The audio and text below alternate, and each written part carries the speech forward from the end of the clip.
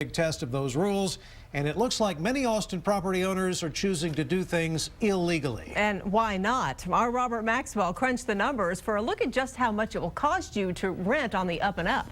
Yeah, we're so close to downtown. This South Austin homeowner just got a notice her rear neighbor will be renting out his property short-term this year for South by. She just doesn't know to who. Directly out behind the house and not knowing who's coming in? We'll just have to wait and see how it goes. This notice is part of the city's new short-term rental ordinance that kicked in last October. It's designed to help manage an estimated 1,500 homeowners who profit from cultural events like South by. Homes are rented for days, not months. To date, just 76 of those owner-occupied properties are registered with the city.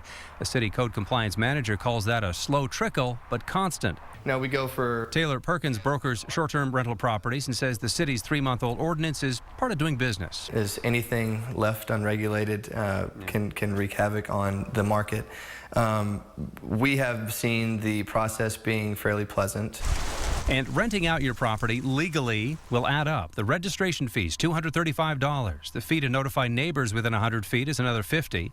And because renting short-term is considered any stay less than 30 days, there's an occupancy tax and a venue project tax to pay for city elements like the ballet.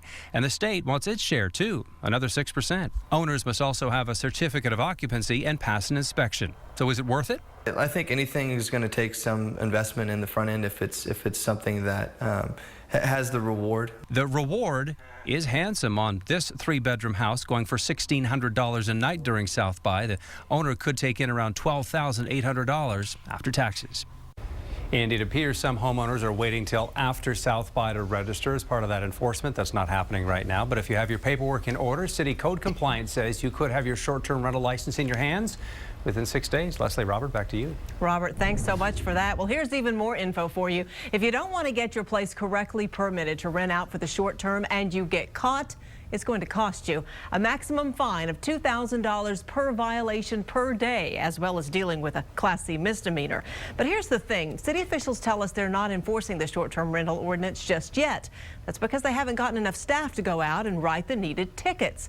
However, the city does warn that they are making a list of owners offering up homes for rent through online posts and other spots around town to check on for future events coming to town.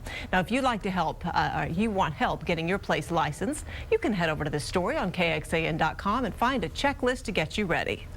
And unusual